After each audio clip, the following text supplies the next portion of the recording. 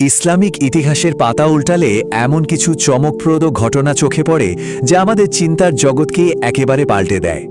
আজকে আমরা ঠিক সেরকমই একটা অনুপ্রেরণামূলক ঘটনা বিশ্লেষণ করতে যাচ্ছি। আমাদের আজকের এই আলোচনার মূল কেন্দ্রবিন্দু হল বিশ্বাসের প্রদীপ, এক নিষ্ঠাবান যুবকের কাহিনী। এটি এমন এক ঐতিহাসিক দৃষ্টান্ত যা সম্পদ আর সাফল্যের প্রচলিত ধারণাকে রীতিমতো চ্যালেঞ্জ করে বসে। চলুন দেখি শত শত বছর আগের এই গল্পটা কিভাবে আমাদের আধুনিক চিন্তাধারাকে নতুন করে ভাবাতে পারে। সাধারণত সবার মনে কি ধারণা কাজ করে? পকেটে কত টাকা আছে সেটাই তো সম্পদের মাপকাঠি, তাই না? কিন্তু এখানেই সবচেয়ে আকর্ষণীয় প্যারাডক্সটা লুকিয়ে আছে। প্রকৃত সম্পদের সাথে আসলে পকেটের টাকার কোনো সম্পর্কই নেই। আজকের মূল কাহিনীতে ঢোকার আগে এই কথাটা মাথায় রাখা খুব জরুরি, কারণ আজ আমরা এমন এক যাত্রায় বের হচ্ছি যা সমৃদ্ধি নিয়ে আমাদের চিরচেনা ধ্যান ধারণাকে পুরোপুরি প্রশ্নবিদ্ধ করবে। চলুন শুরুতেই দৃশ্যপটটা একটু কল্পনা এঁকে নিই। মদিনার তপ্ত মরুভূমির প্রান্তে সূর্য তখন পাটে বসছে। দিগন্ত জুড়ে লাল আভা ছড়িয়ে পড়েছে সারি সারি খেজুর গাছের ওপর।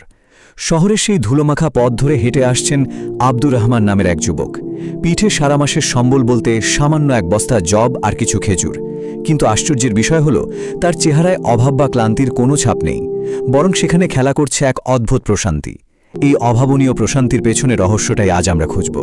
তবে এই প্রশান্তির রহস্য খোঁজার আগে চলুন দেখে আসি কিভাবে তার সততার সবচেয়ে বড় পরীক্ষাটা শুরু হয়েছিল।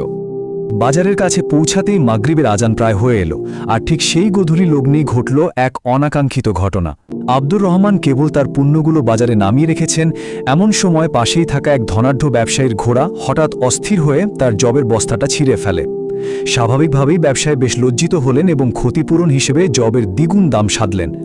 এখন একটু প্র্যাকটিক্যালি চিন্তা করলে যে কেউ এই বাড়তি টাকাটা লুফে নিত, কিন্তু আব্দুর রহমান তিনি তার নীতিতে একেবারেই অটল। তিনি পরিষ্কার জানিয়ে দিলেন, কেবল যেটুকু জব নষ্ট হয়েছে তিনি ঠিক ততটুকুরই দাম নেবেন, এক পয়সাও বেশি নয়। এখানে সবচেয়ে বড় প্রশ্ন হল, কেন তিনি এমনটা করলেন? তিনি তো চাইলেই টাকাটা নিতে পারতেন। এই বাড়তি অর্থ অত্যন্ত বিনীতভাবে ফিরিয়ে দেওয়ার পেছনে তিনি একটি অসাধারণ যুক্তি দাঁড় করান। তিনি রাসূলুল্লাহ সাল্লাল্লাহু আলাইহি ওয়াসাল্লামের একটি হাদিসের কথা স্মরণ করিয়ে দেন, যে আমাদের ধোঁকা দেয় সে আমাদের দলভুক্ত নয়। তিনি ভাবলেন, ঘোড়াটি তো অবুঝ প্রাণী, আর তার নিজের বস্তাটিও হয়তো ঠিকমতো বাঁধা ছিল না, তাই এই পরিস্থিতিতে বাড়তি অর্থ নেওয়াটা এক ধরনের প্রতারণা হয়ে যেতে পারে। শূন্য পকেটে এক যুবকের এমন অবিশ্বাস্য সততা দেখে সেই ধনাঢ্য ব্যবসায়ী রীতিমতো অবাক হয়ে গেলেন। বাজারের এই অভাবনীয় ঘটনার পর চলুন এবার নজর দেয়া যাক অন্তরের সম্পদের দিকে। এশার নামাজের পর আব্দুর রহমান মসজিদে নববীতে গেলেন। সেখানে তিনি রাসূলুল্লাহ সাল্লাল্লাহু আলাইহি ওয়াসাল্লামের এক মজলিসে বসার সুযোগ পান। মজলিসে তখন আলোচনা হচ্ছিল, প্রকৃত ধনী আসলে কে? যার অনেক ধন সম্পদ আছে সে নয়, বরং প্রকৃত ধনী হল সেই ব্যক্তি যার অন্তরে তৃপ্তি আছে। কথাগুলো শুনে আব্দুর রহমানের মনে হলো, এই কথাগুলো তো একদম সরাসরি তাকেই উদ্দেশ্য করে বলা হচ্ছে। তার পকেটে হয়তো সামান্য কয়েকটা দিরহাম, কিন্তু এই কথাগুলো তার হৃদয়কে এক অপার্থিব সুখে ভরিয়ে দিল। শূন্য পকেট নিয়েও যে অন্তরে কতটা পূর্ণতা অনুভব করা যায়, এটা তার চেয়ে বড় প্রমাণ আর কী হতে পারে।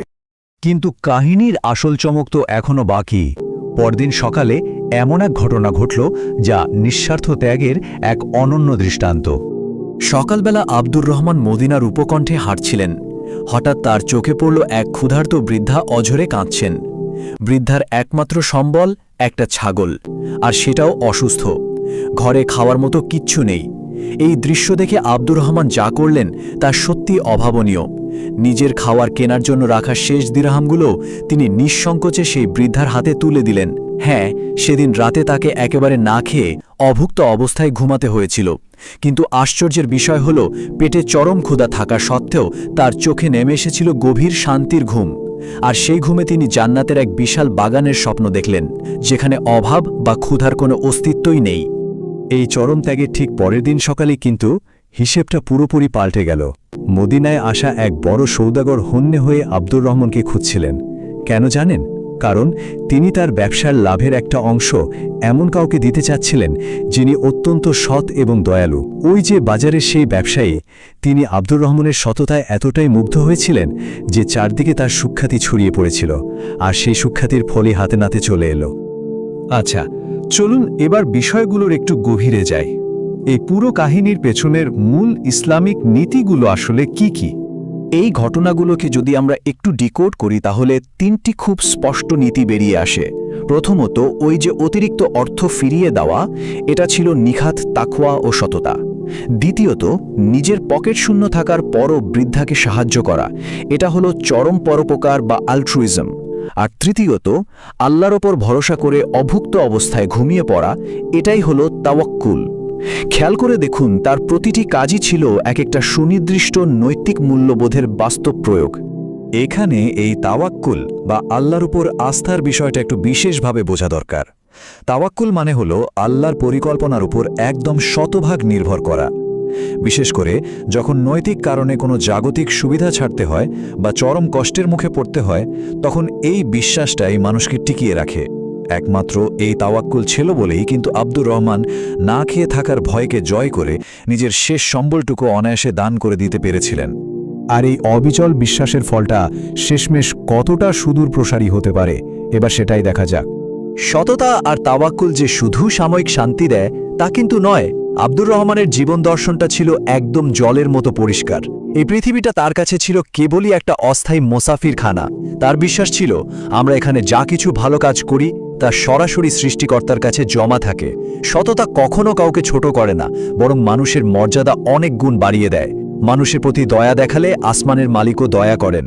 আর তার জীবনের আল্টিমেট মন্ত্রটাই ছিল, আল্লাহ যা দেন তাতেই আমি পুরোপুরি সন্তুষ্ট। ইতিহাস সাক্ষী, পরবর্তীতে এই অসাধারণ গুণগুলোর কারণেই তিনি মদিনার অন্যতম বড় একজন দানবীর বা ফিলান্থ্রপিস্ট হিসেবে পরিচিতি পেয়েছিলেন। আমরা এই চমৎকার বিশ্লেষণের একদম শেষ পর্যায়ে চলে এসেছি। তবে বিদায় নেওয়ার আগে একটা খুব ইন্টারেস্টিং প্রশ্ন রেখে যেতে চাই।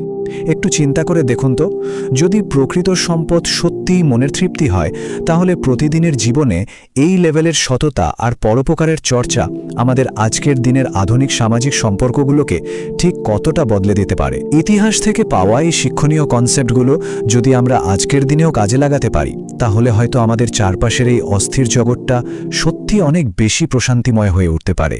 কি মনে হয়? আজকের এই বিশ্লেষণটি এখানেই শেষ করছি।